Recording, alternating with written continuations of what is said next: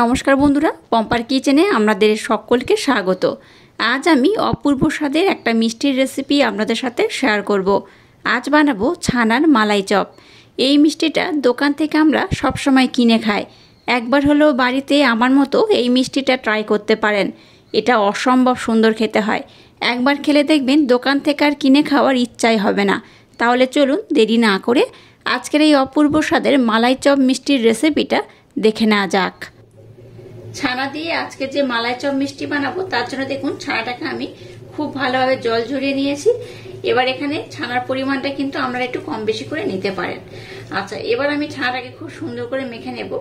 আর ছানাটাকে দেখুন আমি লেবুর রস দিয়ে ছানাটা কাটিয়েছি, কিছু দানা আমি এইভাবে ফেলে দেব। তো আপনারা চাইলে কিন্তু লেবুর রস দিয়ে কিংবা ভিনেগার দিয়ে এই ছানাটাকে কাটিয়ে নিতে পারেন। তো প্রথমে কি করব, ছানাটাকে একটু ভালোভাবে মেখে নেব। এখানে কিন্তু বেশ কিছু উপকরণ আমি অ্যাড করব, তবে সেটা একটু পরে।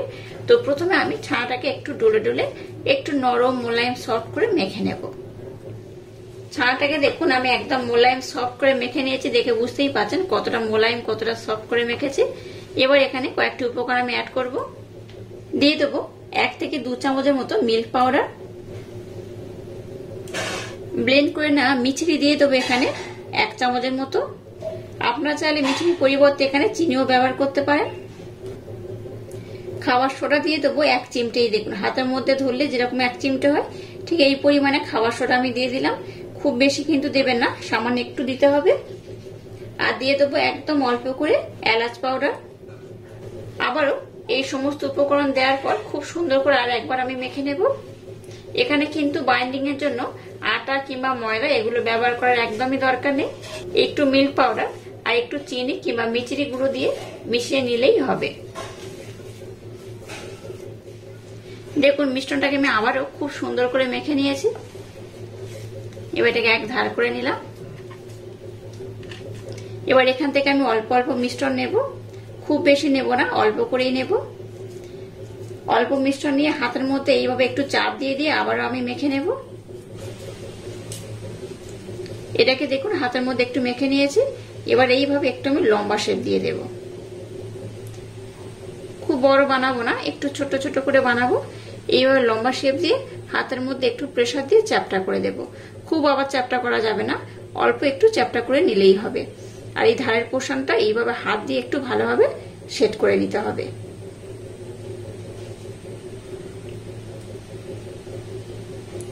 দেখুন কত সুন্দর হয়েছে।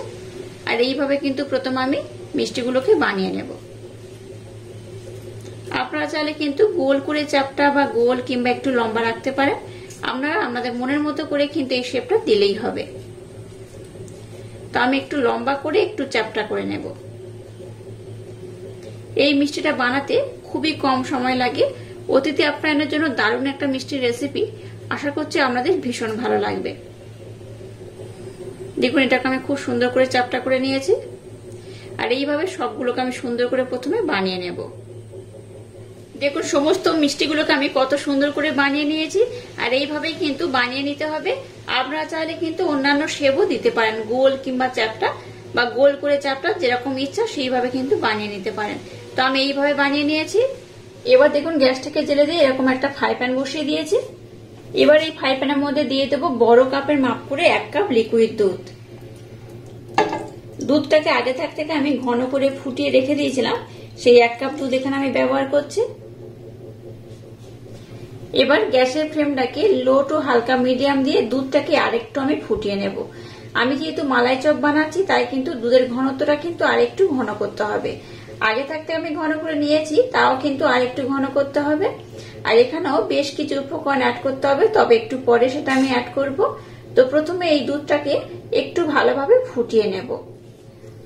দুধটাকে আমি একটু হালকা গরম করে নিয়েছি। এই হালকা গরম দুধ ছোট্ট একটা বাটি নিয়েছি, এই বাটির মধ্যে আমি 2 থেকে 3 চামচের মতো নিয়ে নেব। কেন নিয়েছি সেটা আমি একটু পরে দেখিয়ে দেব। এবার এই অবশিষ্ট দুধটাকে একটু ভালোভাবে আমি ফুটিয়ে নেব। এবার দেখুন যে হালকা গরম দুধটাকে উঠিয়ে নিয়েছি সেটা এখানে নিয়ে নিয়েছি। এর মধ্যে মিল্ক পাউডার দিয়ে দেবো 3 থেকে 4 চামচের মতো। এবার এই মিল্ক পাউডারটাকে এই লিকুইড দুধের সাথে একটু ভালোভাবে মেল্ট করে নেব। যেহেতু একটা মালাই আমি বানাবো তাই কিন্তু দুধটাকে একটু ঘন করতে হবে, তাই মিল্ক পাউডার দিয়ে এইভাবে কিন্তু এটাকে আমি খুব সুন্দর করে ব্লেন্ড করে নেব। আর অল্প একটু কেশর এখানে আমি দিয়ে দিলাম। কেশরটা দিলে কি হবে, কালারটা কিন্তু একটু চেঞ্জ হয়ে যাবে, বেশ ভালো লাগবে দেখতে, খেতেও কিন্তু সুন্দর লাগবে। এইভাবে একটা মালাই প্রথমে আমি তৈরি করে নেব। দুধটাকে দেখুন আবার একটু আমি ঘন করে ফুটিয়ে নিয়েছি। এবার এখানে মিষ্টির জন্য দিয়ে দেবো ব্লেন্ড করে রাখা মিছরি। আমি একদম হালকা মিষ্টি ব্যবহার করব, তাই 2 চামচ দিয়ে দিলাম। আমি এখানে মিছরি ব্যবহার করলাম, আপনারা চাইলে কিন্তু এখানে মিছরির পরিবর্তে চিনিও ব্যবহার করতে পারেন। দুধটাকে দেখুন আগের থেকে আমি আর একটু ঘন করে ফুটিয়ে নিয়েছি। এবার দেখুন যে মিষ্টিগুলোকে বানিয়ে নিয়েছি সেগুলো দুধের মধ্যে দিয়ে দেব। এটাকে চিনি শিরার মধ্যে দিয়ে কিন্তু আমি ডিপ করাবো না, একদম ডাইরেক্ট আমি দুধের মধ্যেই দিয়ে দেব। একদম ইনস্ট্যান্ট এইভাবে মালাই চপটা বানিয়ে দেখবেন, অসাধারণ খেতে লাগে। আপনারা চাইলে এটাকে চিনি শিরার মধ্যে দিতে পারেন, তবে চিনি শিরায় না দিয়ে এইভাবে ডাইরেক্ট দুধের মধ্যে দিয়েও বানিয়ে দেখবেন, অসাধারণ খেতে লাগে।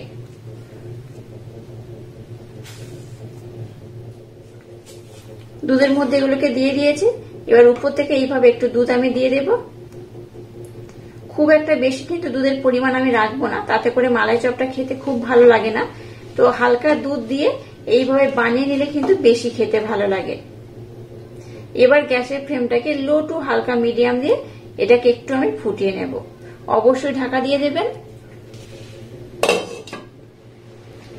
এটাকে আমি 5 মিনিটের জন্য ঢাকা দিয়ে ফুটিয়ে নিয়েছি। 5 মিনিট পর এটাকে আমি আবার খুলে নিয়েছি। এবার কি করব, এটাকে আলতোভাবে একটু উল্টে দেব। একটু উল্টে পাল্টে কিন্তু বানিয়ে নিতে হবে। গ্যাসের ফ্লেমটাকে খুব বেশি হাই দেবেন না, বা একই দিকে রেখে কিন্তু ফোটাবেন না, তাতে করে নিচের পোর্শনটা কিন্তু একদম মেল্ট হয়ে যাবে। যেহেতু শুধুমাত্র ছানা দিয়ে বানানো, এইভাবে কিন্তু রাখতে গেলে এইভাবেই বানিয়ে নিতে হবে। এবার দেখুন যে মালাইটাকে বানিয়েছি উপর থেকে আমি দিয়ে দেবো এইভাবে।